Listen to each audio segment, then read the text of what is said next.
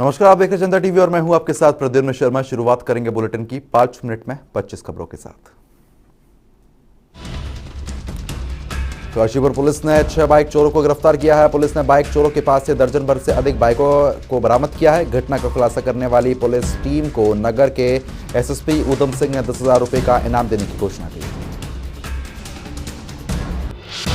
आज बद्रीनाथ धाम के कपाट शीतकाल सत्र के लिए किए गए बंद। चारधाम यात्रा का समापन हुआ। अब शीतकालीन गद्दी स्थल पंडकेश्वर और जोशीमठ में श्रद्धालु करेंगे भगवान बद्रीनाथ के दर्शन। वर्ष 2022 में रिकॉर्ड 17 करोड़ 47 लाख श्रद्धालुओं ने बद्री के दर्शन किए।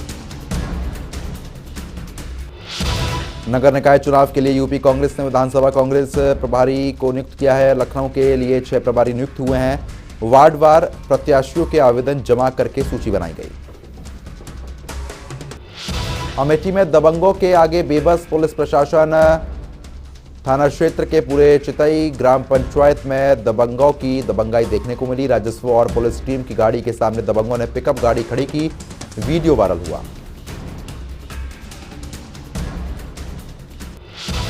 नोएडा में पुलिस चेकिंग के दौरान पुलिस और बदमाशों के बीच मुठभेड़ हुई है। मुठभेड़ के दौरान एक बदमाश के पैर में गोली लगी है, वहीं दूसरा बदमाश फरार हो गया है। पकड़े गए बदमाश के पास से एक ई रिक्शा, तमंचा और कारतूस बरामद हुए। सहारनपुर में श्रद्धा हत्याकांड के आरोपी को फांसी देने की मांग को लेकर हिंदू जागरण मंच ने प्रदर्शन किया। हिंदू जागरण मंच ने कहा, हिंदू बेटियों को लव जिहाद में फंसाकर हिंदू की आबादी कम करने का मास्टर प्लान। आफ्ताब को फांसी देने की मांग। बदायूं में राशन कोटे के विवाद को लेकर विश्व हिंदू सेवा दल के जिलाध्यक्ष की गोली मारकर हत्या। हत्या के बाद से इलाके में सनसनी। मौके पर पहुंची पुलिस ने शव को पोस्टमार्टम के लिए भेजा।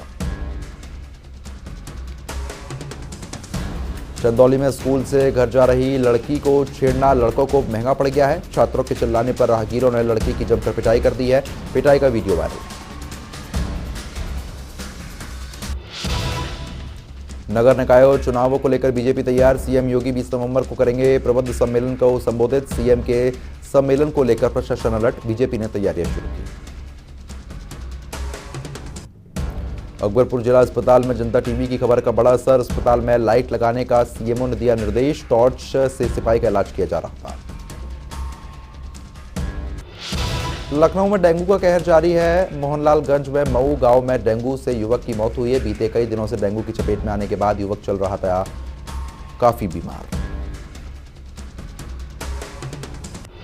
कुशीनगर में डीएम ने खड्डा के गौ आश्रय स्थल का निरीक्षण किया। निरीक्षण के दौरान डीएम ने भूसे और चारे संबंधी कमियां पाए जाने पर कर्मचारी अधिकारियों को फटकार लगाई है। डीएम ने ग्राम सचिव, नायब तहसीलदार और गौ आश्रय स्थल पर समय समय पर विजिट करने के निर्देश दिए। सहारनपुर में दिखा भीषण सड़क हादसा। लकड़ियों से भरी ट्रैक्टर और ट्रक में टक्कर हो गई है। हादसे में एक व्यक्ति की मौत हुई है जबकि दूसरा गंभीर रूप से घायल।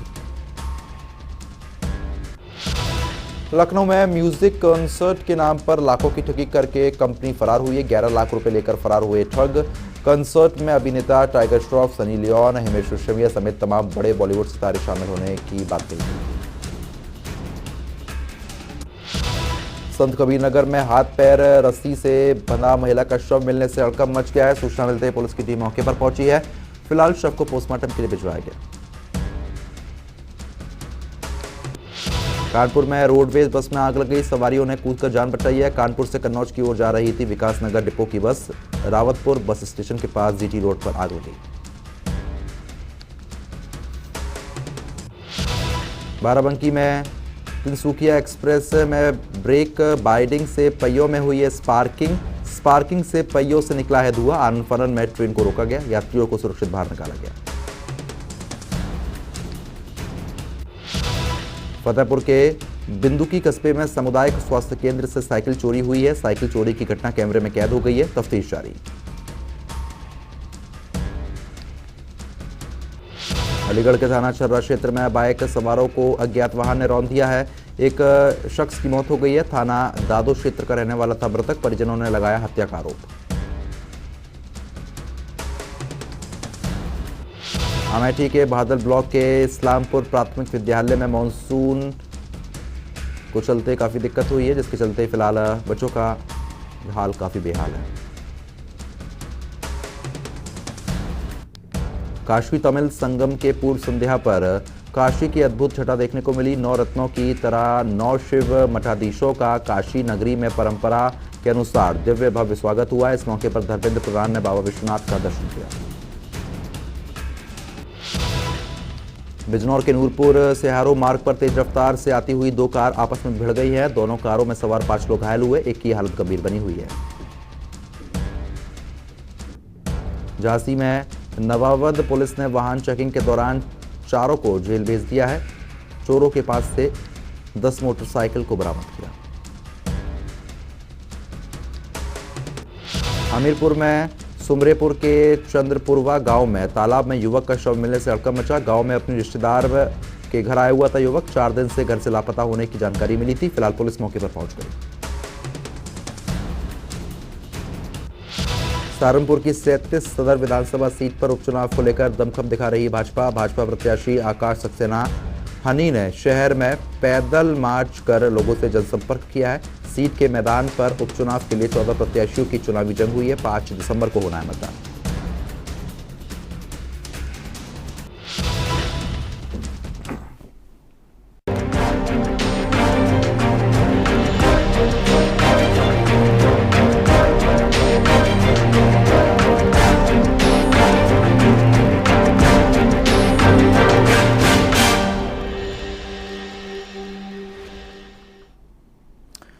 तो चलिए आगे बढ़ेंगे। मैनपुरी में प्रसपा के मैनपुरी जिला अध्यक्ष वोट सिंह ने मैनपुरी की जनता से सपा प्रत्याशी डिंपल यादव को वोट देने की अपील की है। वोट सिंह ने कहा कि प्रसपा के राष्ट्रीय अध्यक्ष शिवपाल यादव ने आदेश दिए हैं कि आज हमारी पार्टी मैनपुरी क्षेत्र में आ चुकी है और लोगों को वोट देने के लिए प्रेरित करें। मुजफ्फरनगर के खतौली विधानसभा के उपचुनाव में भारतीय जनता पार्टी और राष्ट्रीय लोक दल दोनों में आमने सामने की टक्कर है, जिसको लेकर दोनों ही पार्टियों ने अब अपना अपना प्रचार प्रसार काफी तेज कर दिया है। इसी कड़ी में कैबिनेट मंत्री जितिन प्रसाद खतौली पहुंचे, जहां वो बीजेपी के प्रत्याशी राजकुमार सैनी के चुनाव कार्यालय पर पहुंचे हैं और आपको बता दें कि उन्होंने प्रबुद्ध सम्मेलन को संबोधित किया है। इस दौरान मंत्री जितिन प्रसाद ने मीडिया से बात करते हुए कहा कि वह जमाने लद गए हैं जब कोई बाहुबली के नाम पर लोगों को डराकर धमकाकर वोट लेता था। ये योगी सरकार है, यहां बड़े बड़े बाहुबली बिल में घुस गए हैं।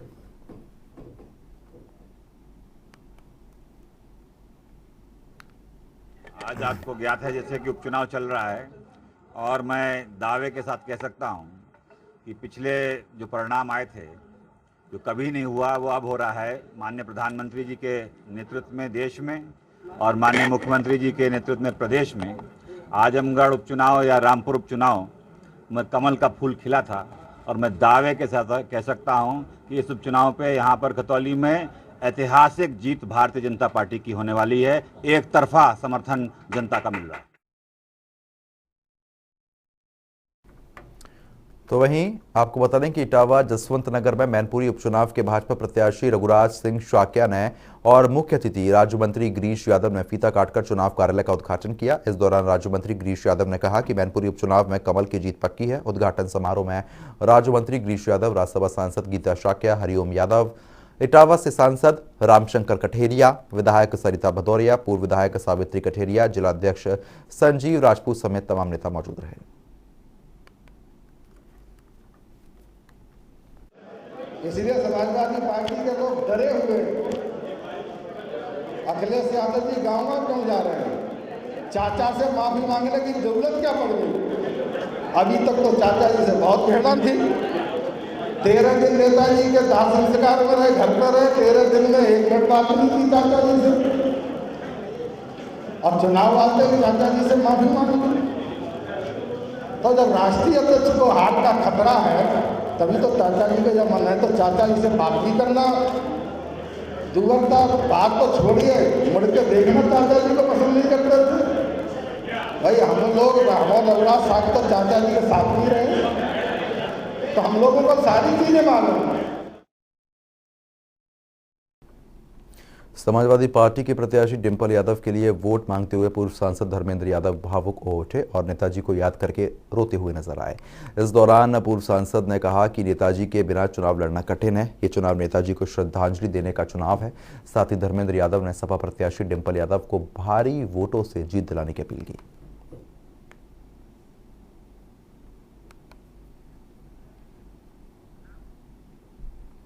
रामपुर शहर के विधानसभा उपचुनाव में कांग्रेस के काजिम खान ने भी भाजपा प्रत्याशी आकाश सक्सेना के समर्थन की घोषणा कर दी है। जहां एक तरफ कांग्रेस पूरे देश में बीजेपी के खिलाफ प्रचार कर रही है, वहीं राहुल गांधी लगातार योगी मोदी सरकार पर भ्रष्टाचार के आरोप लगा रहे हैं। तो वहीं रामपुर में कांग्रेस के पूर्व विधायक काजिम अली खान ने रामपुर विधानसभा सीट पर बीजेपी के प्रत्याशी आकाश सक्सेना हनी को भरपूर सपोर्ट कर रहे हैं। वहीं आजम खान के विरोध में उतरे कांग्रेस के पूर्व विधायक काजिम अली खान ने ये तक कह डाला कि अगर आजम खान किसी भी पार्टी से चुनाव लड़ते हैं तो हमेशा उनके खिलाफ खड़ा रहूंगा।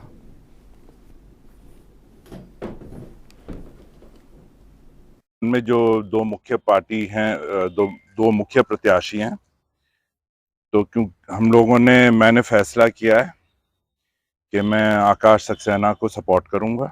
और आप जानते हैं कि मेरी राजनीति, मेरी सियासत जो भी है वो आजम के विरोध में ही है। और क्योंकि इस वक्त सिर्फ दो ही प्रत्याशी लड़ रहे हैं, एक आजम का प्रत्याशी और एक अन्य प्रत्याशी आकाश सक्सेना लड़ रहे हैं, तो मैंने और मेरे समर्थकों ने, जो भी हमसे संबंधित लोग हैं, हम लोगों ने मिलकर ये निर्णय लिया और ये फैसला लिया है कि हम आकाश सक्सेना हनी को समर्थन देंगे, पूरी तरह से चुनाव में उनके लिए काम करेंगे। ये कांग्रेस पार्टी का फैसला है या आपका व्यक्तिगत फैसला? नहीं, कांग्रेस पार्टी का तो फैसला हो ही नहीं सकता है, क्योंकि कांग्रेस पार्टी तो इस चुनाव में है ही नहीं। तो जो पार्टी चुनाव में है नहीं वो फैसला ले नहीं सकती कोई। जो उनको फैसला लेना था उन्होंने ले लिया कि वो इस चुनाव में भाग नहीं लेंगे। उसके बाद हम लोगों ने, जैसे मैंने बताया, हम लोगों ने फैसला किया कि हम पूरे जोर शोर से, पूरे दम से आकाश सक्सेना हनी को सपोर्ट करेंगे और उनको विजय बनाने की पूरे प्रयास करेंगे। तो चलिए खबरों में आगे बढ़ेंगे। आपको बता रहे हैं कि स्वदेशी semi high speed train Vande Bharat नए रेल प्रदर्शनी में आकर्षण का केंद्र बनी रही है। ये ट्रेन जहां न्यूनतम लगातार सभी अत्याधुनिक सुविधाओं से लैस है, तो वहीं इसे भविष्य की ट्रेन माना जा रहा है। प्रदर्शनी में रेलवे से जुड़े उत्पाद बनाने वाली 10 देशों की 125 कंपनियों ने हिस्सा लिया है। सेमिनार में 500 किलोमीटर से ज़्यादा स्पीड पर चलने वाले मंगलेव और हाइपर लूप हाइपर स्पीड तकनीक पर चर्चा की गई है। इसके अलावा हाई स्पीड रेल, शहरी और इंटेलिजेंट ट्रांसपोर्ट सेमिनार में भी आने वाले समय में स्पीड को लेकर मंथन हुआ।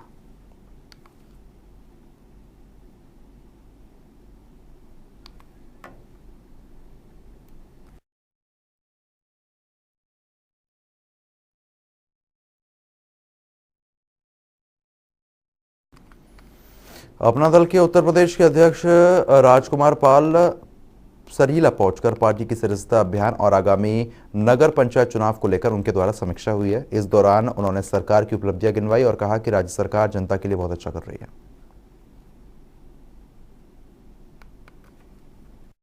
और इस हमीरपुर की धरती जो ब्रह्मानंद लोधी महाराज हैं, जिनकी एक कर्म भूमि रही है, आज हम लोग यहाँ आकर के अपना दल, इस परिवार की जो सदस्यता अभियान 1 महीने मेरा चला है, उसी समीक्षा बैठक में और नगर निकाय चुनाव के भी संबंध में आने का अवसर मिला कि हम एनडीए गठबंधन के एक मजबूत हिस्से के रूप में प्रदेश से लेकर पूरे देश में हम लोग मिल बैठ कर के बात कर रहे हैं। हमारी बात चल रही है। हम जो चिन्हित हमारी सीटें हैं जिसे हम जीत सकते हैं, जहाँ मेरा कार्यकर्ता मजबूत स्थिति में, हम वहाँ उनसे लेकर के चुनाव लड़ाएंगे।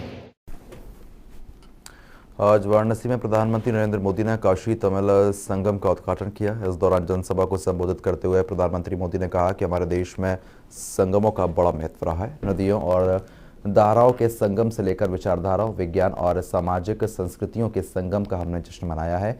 इसलिए काशी तमिल संगम अपने आप में अद्वितीय है और एक और पूरा भारत को अपने आप में समेटी हुई हमारी संस्कृति राजधानी काशी है, तो दूसरी ओर भारत की प्राचीनता और गौरव का केंद्र हमारा तमिलनाडु और तमिल संस्कृति है। काशी तमिल समागम में गंगा यमुना के संगम जितना ही पवित्र है। हमारे देश में संगमों की बड़ी महिमा, बड़ा महत्व रहा है। नदियों और धाराओं के संगम से लेकर विचारों, विचारधाराओं, ज्ञान, विज्ञान और समाज और संस्कृतियों के हर संगम को हमने सेलिब्रेट किया है।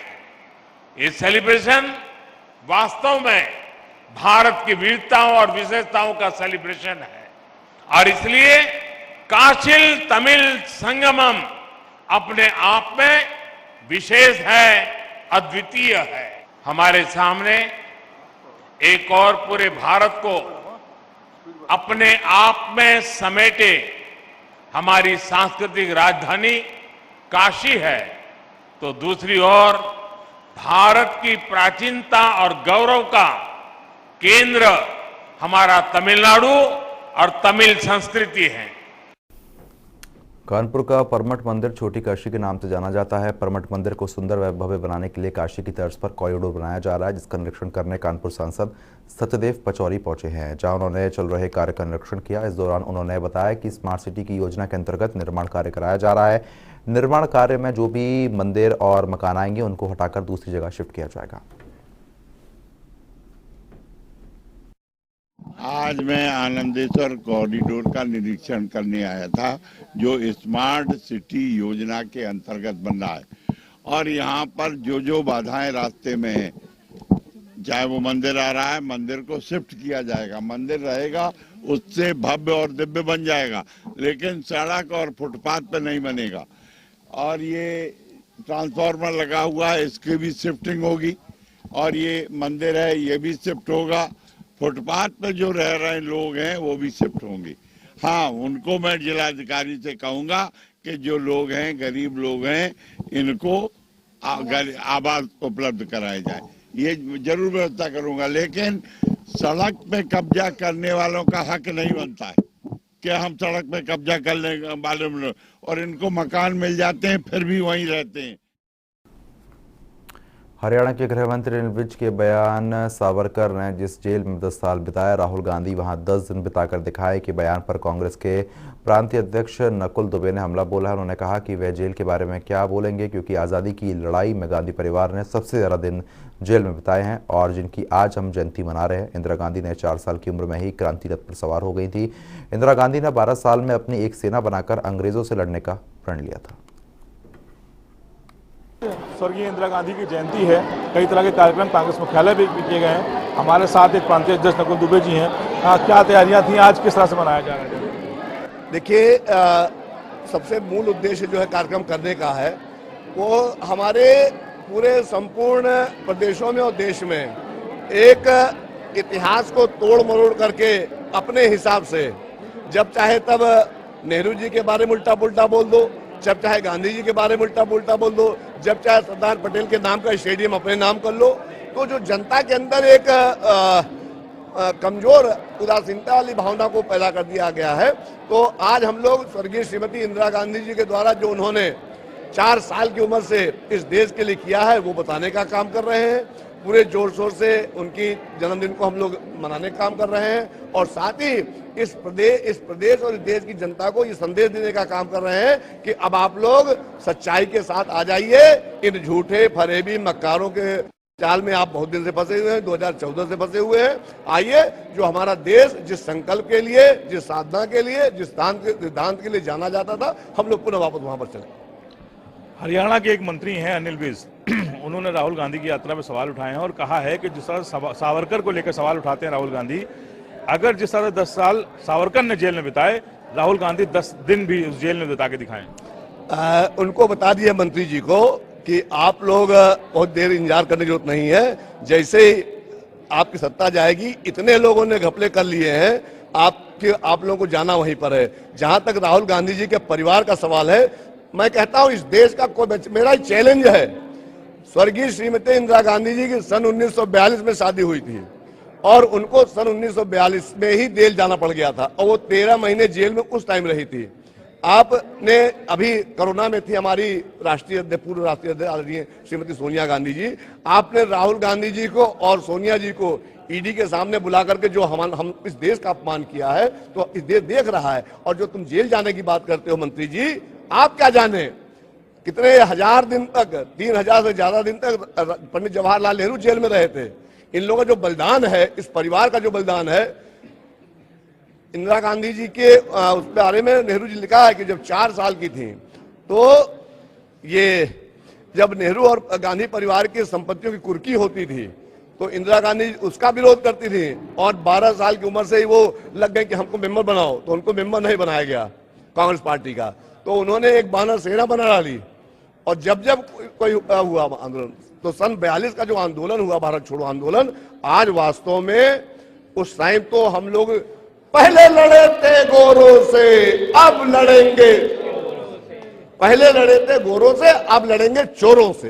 तो जो देश में सच्चाई है उसको हम लोग स्थापित करके रहेंगे, चाहे उसके लिए हम लोग को अपने प्राणों की आहुति ही क्यों न देनी पड़ जाए। बहुत शुक्रिया हमसे बात करने के लिए।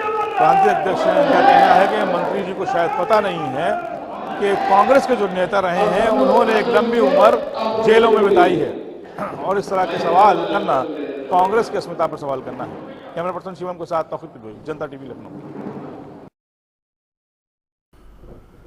उत्तराखंड में स्थित भगवान बद्री विशाल का धाम बद्रीनाथ धाम के कपाट आज दोपहर बंद हो गए हैं। आपको बता दें कि धाम के कपाट आज से शीतकाल के लिए बंद हो गए हैं। अब अगले लगभग 6 महीने तक भगवान बद्रीनाथ की पूजा पणकेश्वर और जोशीमठ में संपन्न होगी। बद्रीनाथ धाम के सिंह द्वार को गेंदे के फूलों से सजाया गया। वहीं आपको बता दें कि शुक्रवार को बद्रीनाथ धाम के कपाट बंद होने के दौरान पंच पूजाओं के चौथे दिन माता लक्ष्मी की पूजा के साथ पूजा संपन्न हुई है। पूजा के दौरान कड़ाई भोग अर्पित किया गया है। जोशीपीठ के शंकराचार्य स्वामी अभिमुक्तेश्वरानंद सरस्वती ने बद्रीनाथ मंदिर के कपाट बंद होने के अवसर पर उपस्थित वो रहे हैं। ये पहला मौका है कि कई वर्षों के बाद ज्योतिष पीठ के शंकराचार्य इस अवसर पर मौजूद रहे।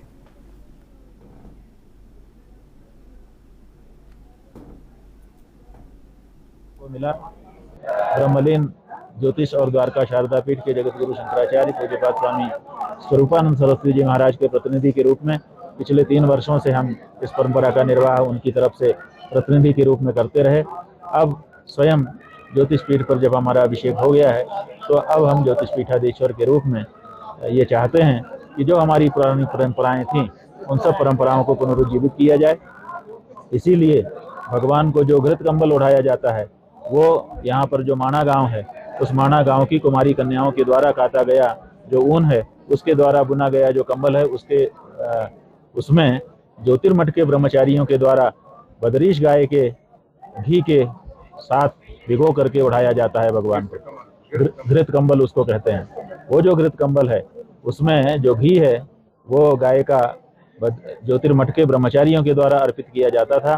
तो हमको प्रसन्नता है कि कल हमारे ज्योतिर्मठ के ब्रह्मचारी सहजानंद जी, मुकुंदानंद जी और दूसरे ब्रह्मचारियों के द्वारा वो समर्पित किया गया है बद्रीनाथ केदारनाथ मंदिर समिति को, और उसका प्रयोग भगवान के घृत कंबल में किया जा रहा है। और इस तरह से जो जो परंपराएं हमारी थीं, उन सब परंपराओं को हम लोग पुनरुज्जीवित करना चाहते हैं, क्योंकि हम ये मानते हैं कि परंपराओं का बहुत बड़ा योगदान समाज के एकता में और समरसता में होता है। परंपराओं के निर्वहन के लिए सब लोग उत्सुक रहते हैं। तो जब कोई ऐसी परंपरा आती है, सब लोग इकट्ठा हो जाते हैं, तो समाज की एकता और समरसता बन जाती है। इसलिए इन परंपराओं का संरक्षण अति आवश्यक होता है।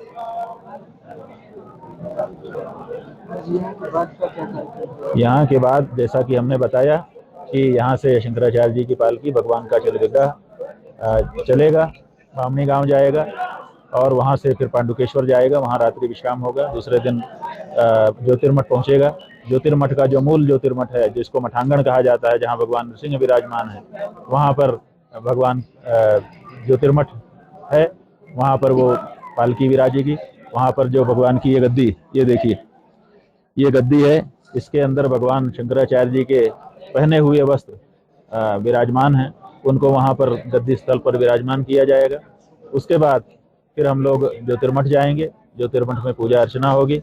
उसके बाद यहाँ पर बद्रीनाथ मंदिर के नीचे केदारनाथ जी का मंदिर है और उसके बीच में भगवान शंकराचार्य, आदि शंकराचार्य जी का मंदिर है। तो फिलहाल अभी के लिए सिर्फ इतना ही, लेकिन खबरों का सिलसिला लगातार जारी है। बने रहिए हमारे साथ। नमस्कार।